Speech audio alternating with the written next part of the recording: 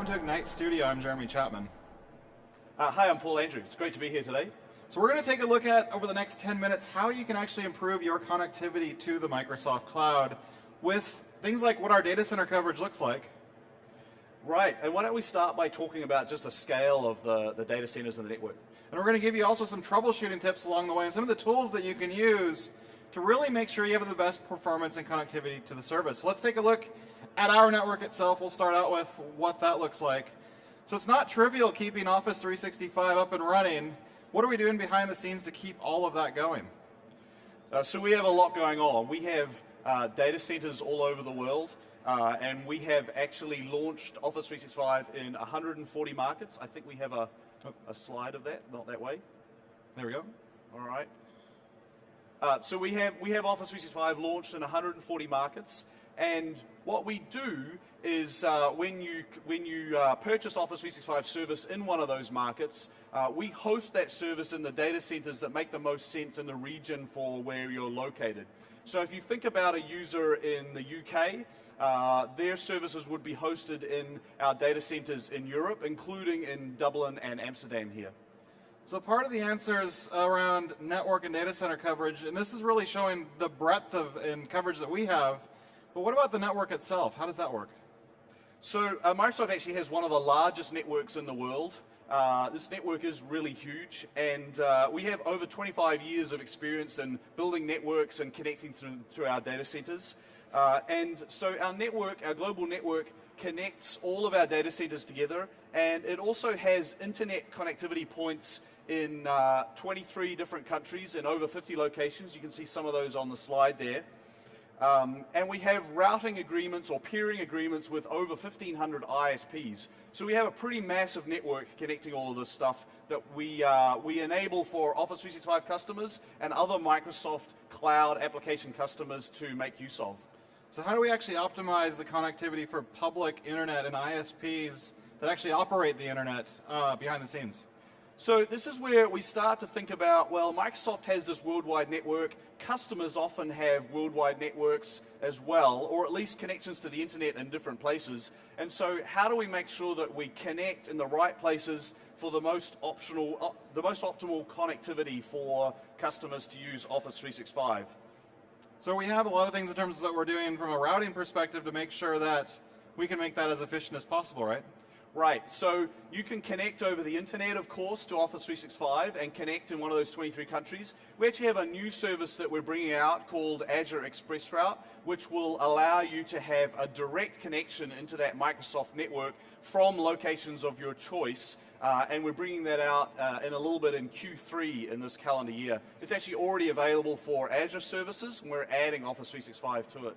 And we do a lot behind the scenes in terms of trying to optimize connectivity as we work with ISPs. So all these different things that we're doing at the background to monitor performance as well, right?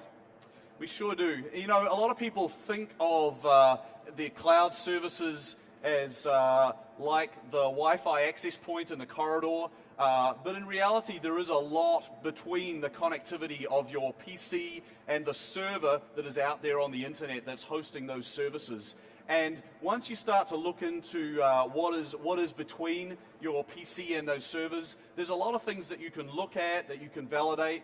And a lot of the expansion of the internet has actually happened as you can see here, kind of undersea cables. It turns out the internet has grown enormously over the last few years, and it's really hard to dig trenches through all of the land masses of the Earth. It's much easier to put out cables off the back of boats. And so a lot of the internet is made up of these undersea cables. So it's not really in the cloud, in the air, as some people might think, and we break a lot of hearts sometimes in terms of saying, no, there are actually cables and fiber optics and things running all this service. But we do a lot from a Microsoft management perspective in terms of managing all the connections and all these things, so we can actually look at routing and all these types of aspects there as well.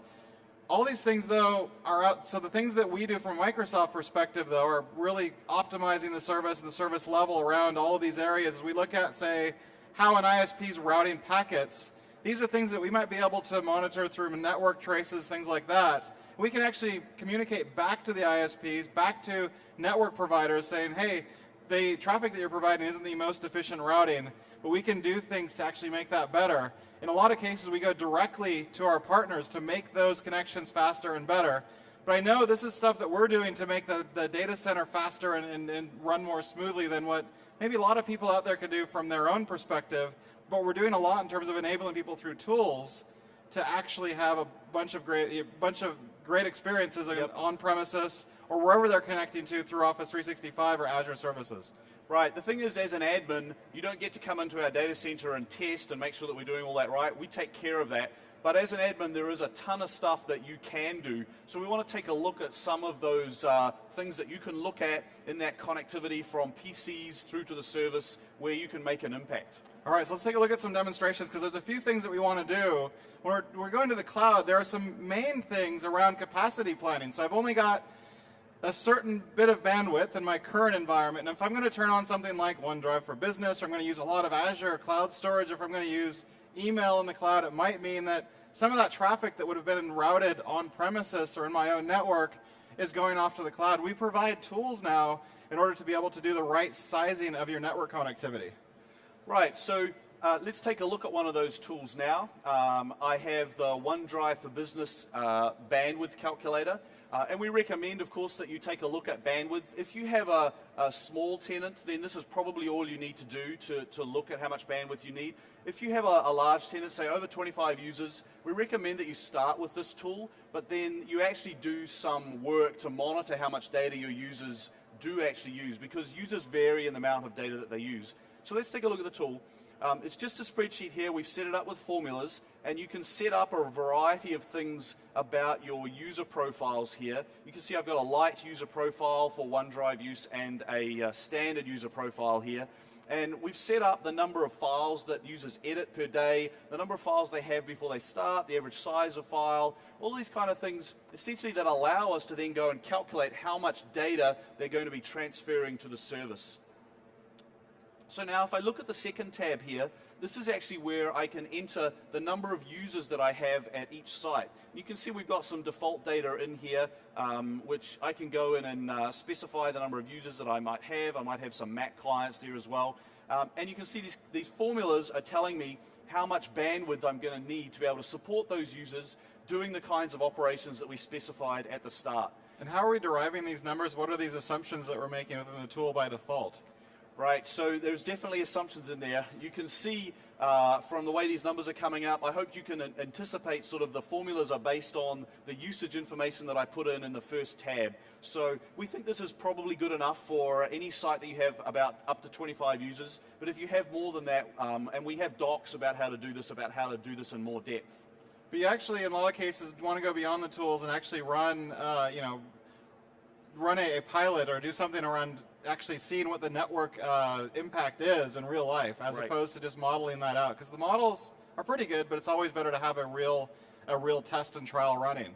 So I know beyond all of this, though, we also have a lot of things that we can do from an Office 365 or an Azure perspective to look at and optimize network connectivity. So I know you've got some demonstrations here to show how we can test for network latency and what kind of timing is actually acceptable or not acceptable. All right, yes, so one of the next things that you want to do if you're looking at a client, a user who is having a performance issue, is you want to know what part of that network performance is inside of your LAN and what part is outside of your LAN. Because you've essentially got the user's PC, you've got the LAN that they're connected to. You can see I'm connected to a LAN here on my PC. And then there's probably a proxy server or some sort of perimeter network. And then there's your internet service provider and their network, other network operators on the internet, and then the Microsoft network. So we'll look after the Microsoft network. We'll make sure there's tons of capacity there.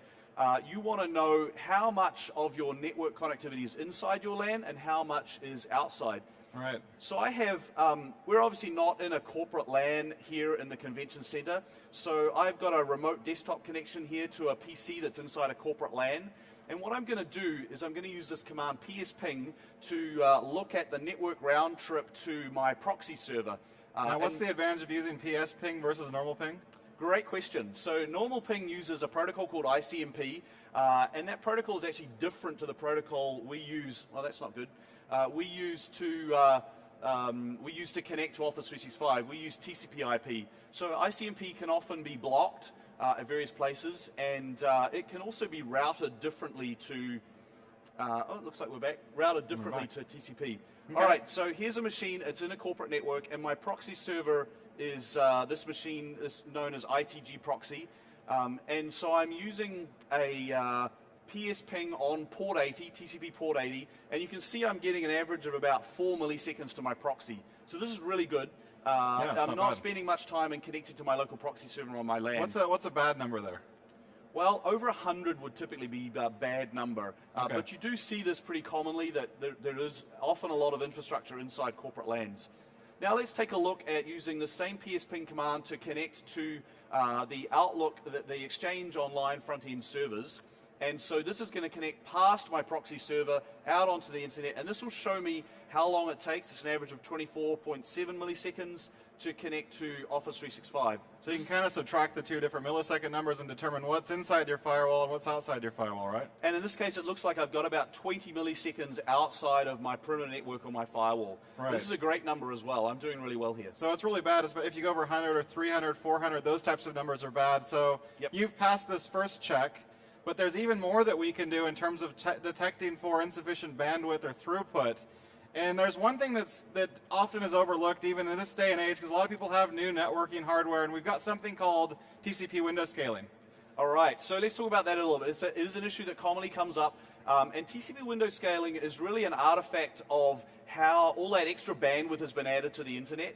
In the old days when TCP/IP was first created, there was small amounts of data that was sent over the internet, and you didn't need very large buffer sizes. In fact, the buffer sizes were sort of set around 64K for I've sent my data and I'm waiting for it to come back. So I've got an analogy here around a ferry. Now if I look at that, I think about the 64K package model, what I've got here is 1.5 kilobytes, but if I turn on TCP window scaling, I can go from 40 cars on the ferry to 700,000 cars on the ferry per ACK. So if the ACK is represented by the ferry, I can see how much difference that is. It's huge, all right? It's going from 64K to what's to a gigabyte. So that's a larger buffer size per ACK. So the buffer size, what happens here is normally it's older networking equipment that's still out there in the wild, but that will slow you down in terms of being able to set up connectivity and really have great throughput there. But we can detect this, right, through tools like Network Monitor 3.4. All right, yep, so let's take a look at that. If we switch back to this machine, here it is. Okay, so you can detect this issue by using a network trace, and we'll take a look at a network trace that I have first, which has this turned off. So if you take a look in this network trace here, you can see that I'm looking at the SYN and ACK packet of setting up a TCP connection. And once you drill into the SYN packet, you can see here that scale factor did not support it. It's clearly called out here. This means these flags and the setting is turned off, and I'm going to be limited to that 64K buffer. And I'm going to have to wait potentially hundreds of milliseconds for ACKs to come back before I can send more data. Effectively, this throttles the amount of bandwidth that you can get, and across the Atlantic and Pacific Oceans, you're probably going to be restricted to about 1 or 2 megabits per second, even though there's a lot more bandwidth there now. So let's take a look at another trace I have here, a good trace, which shows this is set up. And you can see here it's got this negotiated scale factor. It doesn't really matter what the number is that it's negotiated, but telling you that it's using scaled TCP windows is what you're looking for there. And there you can see that on this one we do have that setting correctly set. And we're using here again Netmon 3.4, right? It's an archive tool, but it's a very good tool in terms of being able to detect these types of connections and whether or not scaling has been turned on, among many, many other things that it does. Yep. So beyond all of that, though, beyond TCP window scaling, we also have additional things that we can check for, right? So we can also look at other common networking issues around things like GeoDNS, where whether or not you've got DNS set up geographically. And this is things that you can also look for using some of these tools. What tool are you going to use now, Paul? I am going to use NS Lookup. NS Lookup. And you can't see it. All right. All right, we can see NS Lookup now. So what we're going to take a look at is if you're an organization that maybe has DNS lookups in multiple locations, and because you have internet connectivity in multiple locations, and we're going to, am I in the right place? We're gonna take a look at demoing that right now, aren't we? Actually, we can have a look at what that looks like visually, because when we think about, let's go back to my machines. We've got some good visuals around this. if everything cooperates. So I will demo it real soon. when we think about GeoDNS, so let's say you're in the APAC region. Right, so here's a guy in Singapore in his office, and so ideally he would be served out of the Singapore and Hong Kong data centers that we have at Microsoft. And if he just has internet connectivity in Singapore and DNS lookups in Singapore, that's exactly what he'll get.